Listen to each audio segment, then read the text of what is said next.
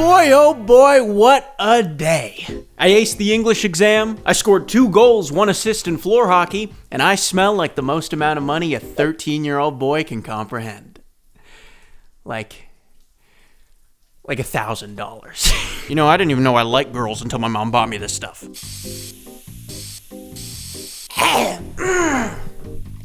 Oh, wow, okay. You think I'm lightheaded? Wait until you think about how the ladies are gonna be. It's crazy. Girls don't even say I smell bad anymore. They say I'm like whatever the opposite of smelling bad is. Check this out. Yo, Chris,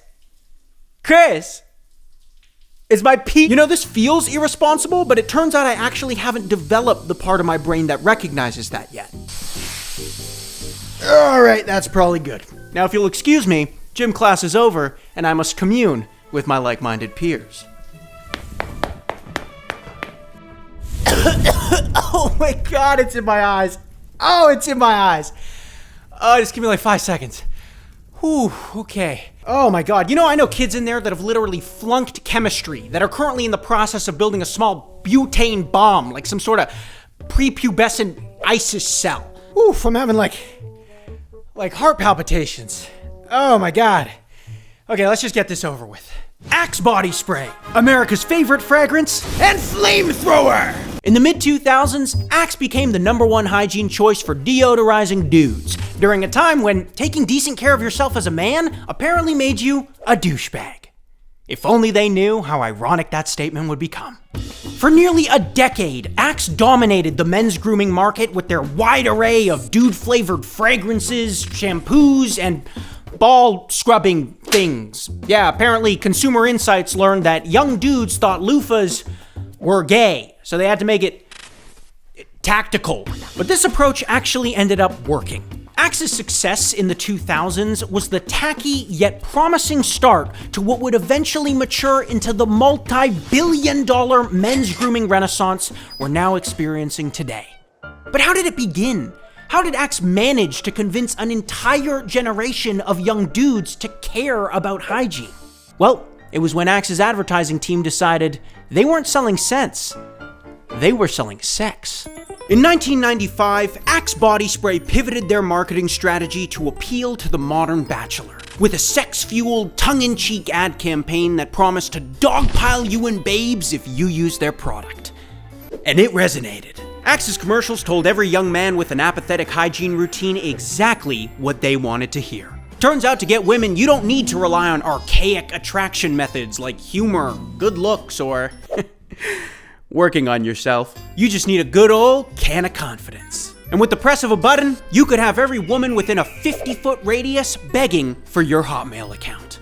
They called it the Axe Effect. And according to advertisers, women couldn't resist. But there was one small oversight. You see, Axe's commercials were very sexually suggestive, primarily intended for an audience of young adult men.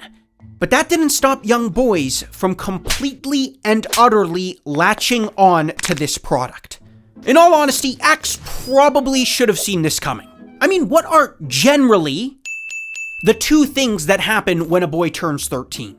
Well, you start liking girls, and you also, quite inconveniently, start smelling bad. Now look, whether or not Axe intended for this to happen is a whole other conspiracy, but trust me, it happened. In 2007, I was 9 years old. I wanted to stink so bad, I would have given anything to stink, just so I could have had an excuse to take the sacred bro baptism and re-emerge as a man with an insatiable libido. Before long, Axe had permeated its way through every middle school in the West. What was originally marketed as a grooming product for young bachelors instantly got hijacked by preteens with an obsession for cool packaging and things with butane in them. It was kind of unexpected.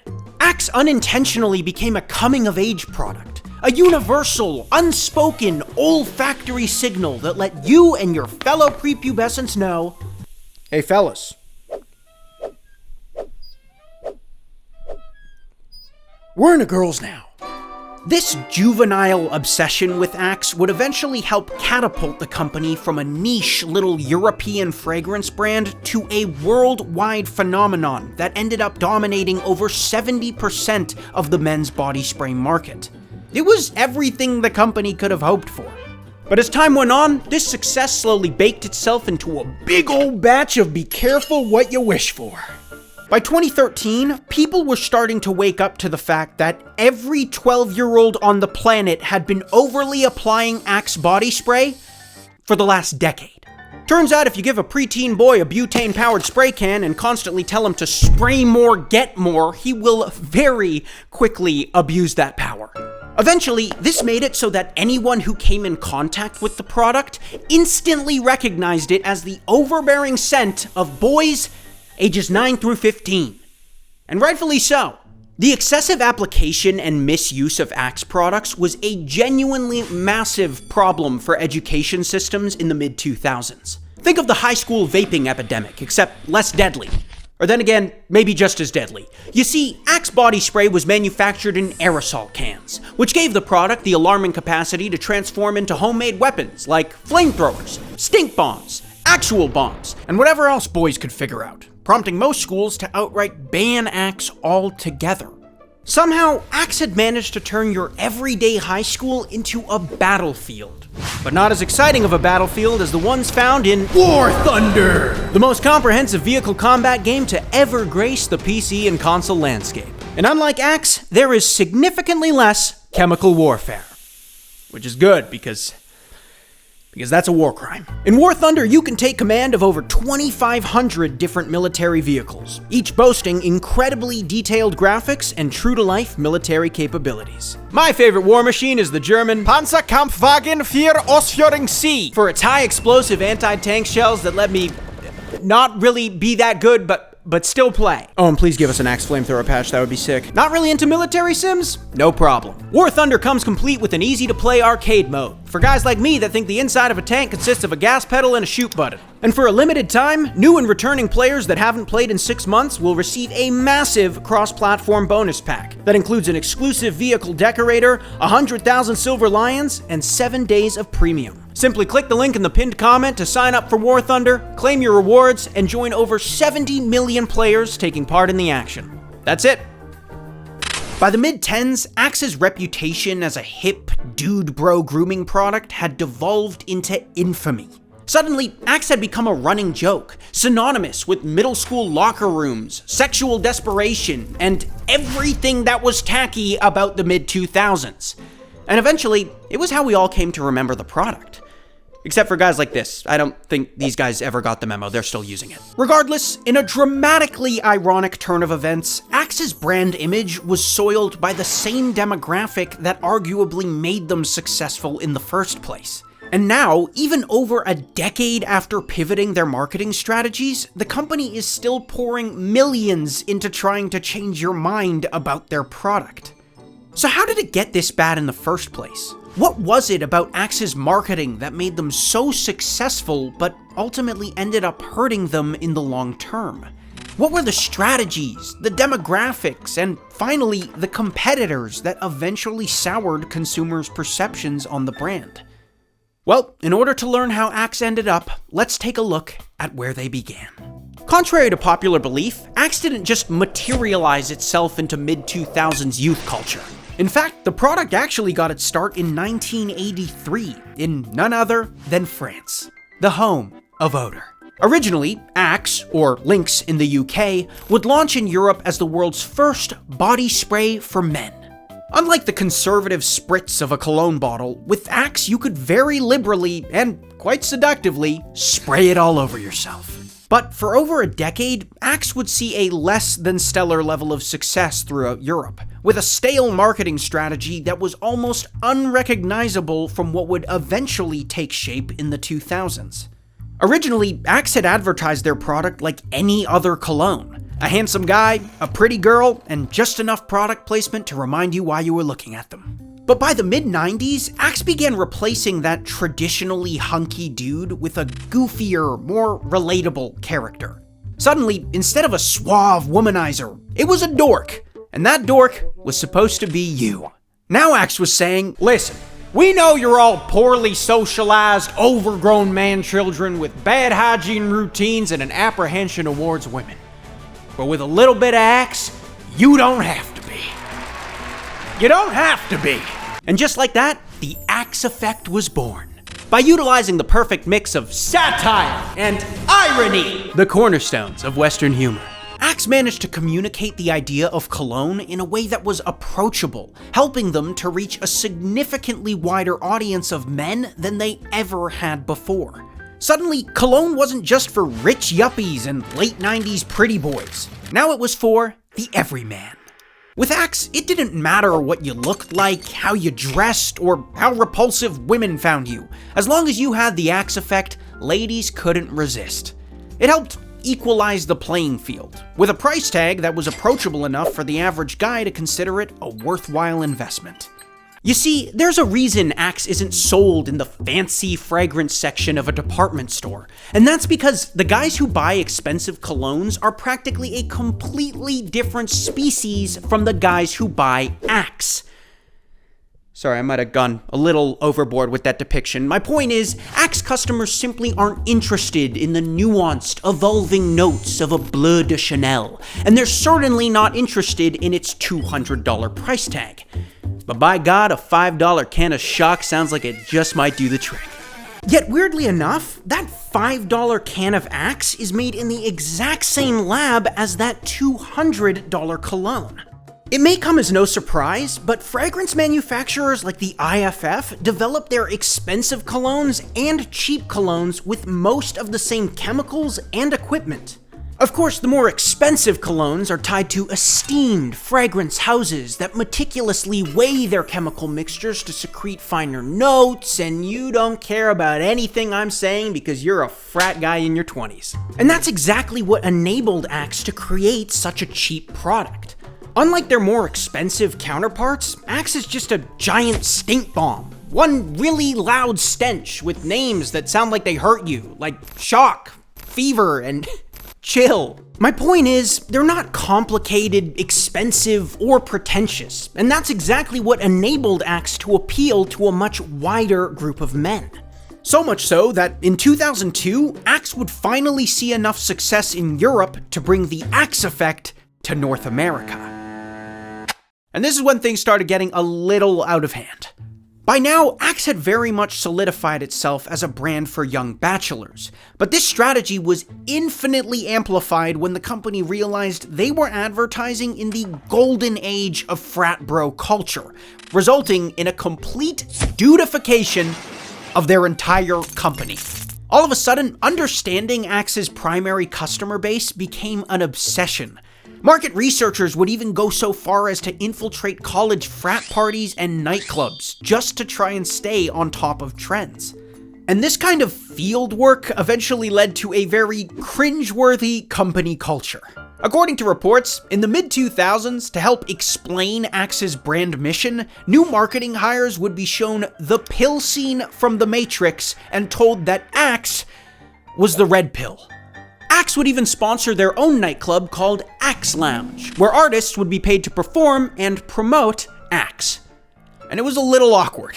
It seems like the main vibe at the lounge was for each artist to come on stage, say something really uncomfortable, and then start performing, with Drake being by far the best example of this. I say all the ladies in here tonight, this verse is like for y'all, so I want you to feel me when I do it, and then maybe later I could feel you and we could just feel each other. What can I say about Axe? Axe smells great. Axe also started pushing boundaries much harder with their advertising. Along with their raunchy, sexually suggestive commercials, Axe would also advertise through print ads, which were equally as edgy. Here's a great one of Hillary Clinton wearing an Obama for President button, with the implication here being that Obama uses Axe, I guess. Or how about this one?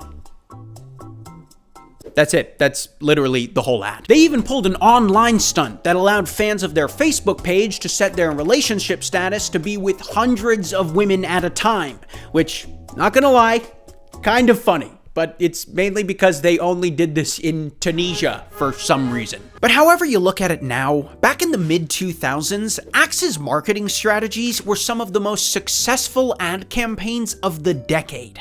Everything from the promotional events, to the advertising, to the packaging of the products helped to make Axe look like the #1 tool for dudes engaged in sexual conquest.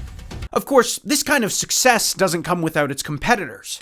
In 2005, Procter & Gamble released Tag, a body spray that was an almost identical ripoff of Axe. Both products were 3-letter words, the packaging was eerily similar, and the premises for the advertisements were exactly the same to the point where it's almost shocking that there wasn't a lawsuit. It was a blatant copycat, and this unoriginality led to the perception that Tag was just the Walmart version of Axe. Except Axe was the Walmart version of Axe, so the product was quickly discontinued. There was also Bodman, another spray-on deodorant which was much more original, but twice as homoerotic, with scents like fresh guy, really ripped abs, and black. But in the mid-2000s, nothing had quite the level of staying power as Axe, and this was all thanks to a growing fan base of somewhat unexpected customers. You see, after Axe had achieved a substantial level of popularity, it wasn't long before the kids caught wind of the trend. Suddenly, Axe had become a status symbol for boys all across the globe looking to prove their manhood to their peers. And as we all know, nothing is more manly than having a libido and smelling bad. But as we recall, this didn't really end well. You see, young teens didn't make up the entirety of the Axe market, but they certainly were the loudest. Boys simply did not know how to responsibly apply Axe. It got so bad that the company even released an entire ad campaign to try and teach customers how much Axe they should spray.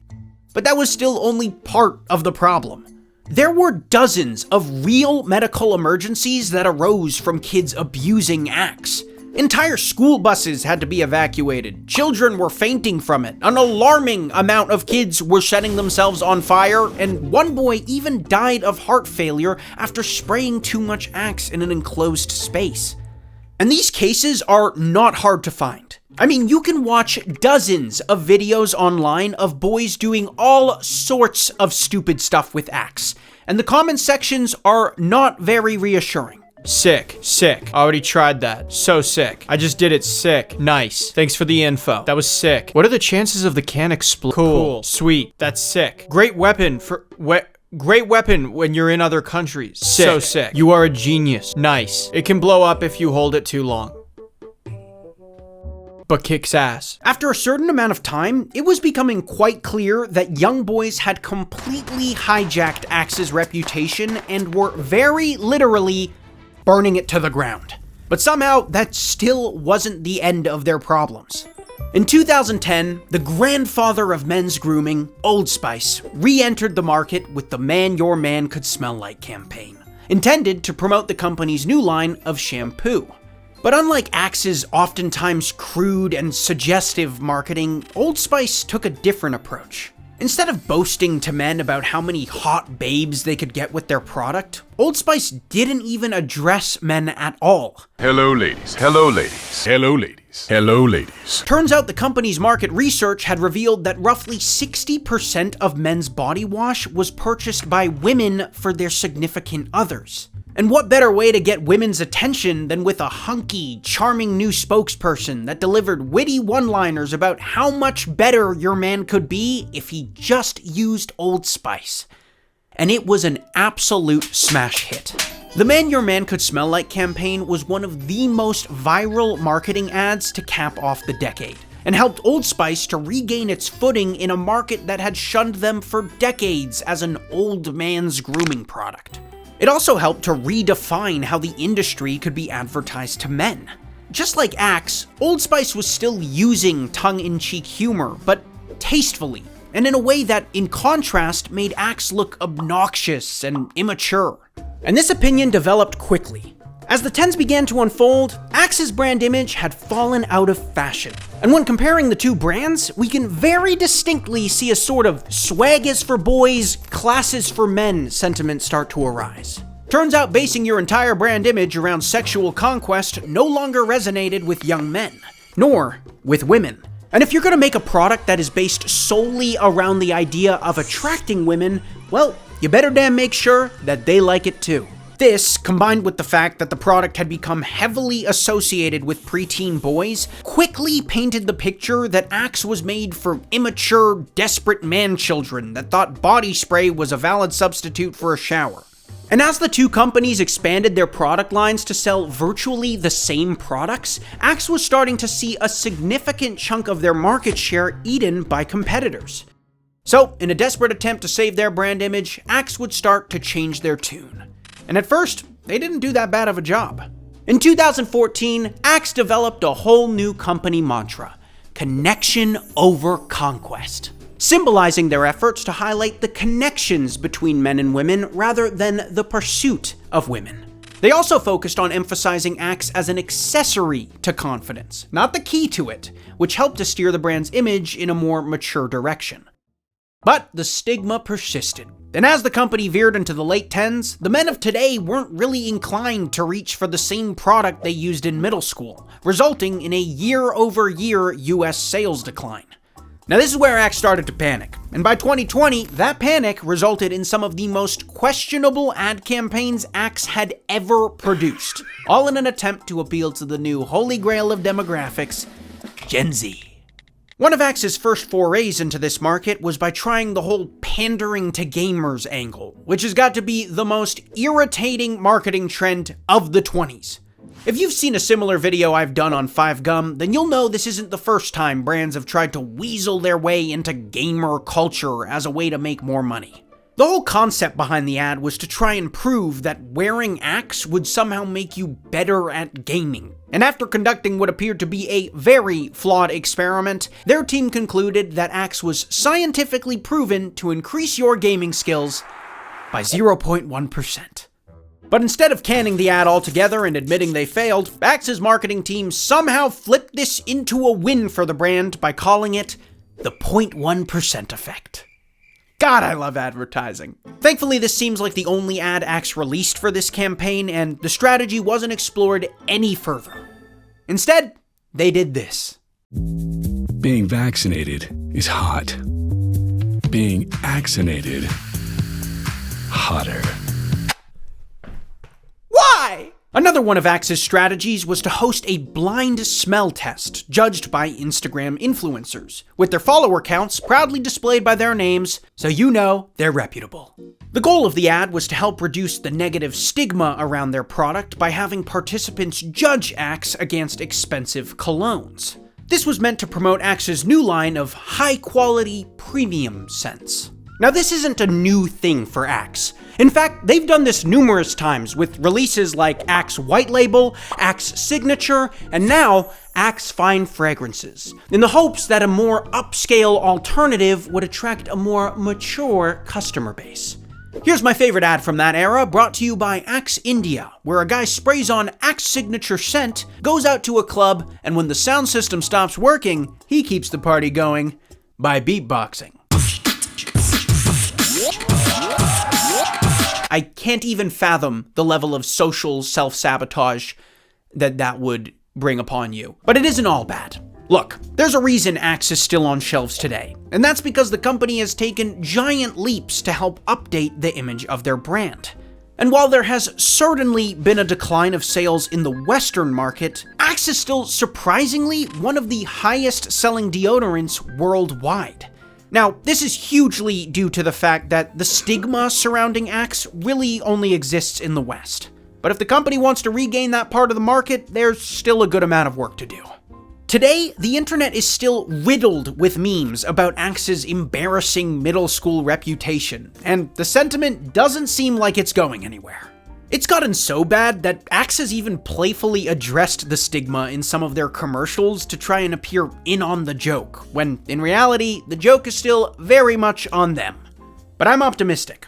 If Old Spice was able to re-engineer their brand to appeal to a younger demographic, then so can Axe, just in reverse, kind of. But until that day comes, Axe is probably better off right where it always belonged, in the confines of a poorly ventilated high school locker room. Hey guys, how's it going? Hey, whoa, okay, careful now. Hey, don't point them at each other. Don't point them at each other. Thanks a lot to War Thunder for sponsoring this video. Click the link in the description to play for free on all platforms and claim your limited time bonus rewards. Thanks for watching, and a very special thank you to my producers on Patreon. If you'd like to support the channel, feel free to take a look, check it out, maybe help out. I'd also like to take this time to bring to your attention the existence of my second channel, where I am making videos with my brother on a myriad of silly little topics. And the best part is they don't take 2 months to come out, which is refreshing. Anyways, that's it. Hope to see you there. Hope to see you here. Next time, tell everyone I said hi. Talk soon.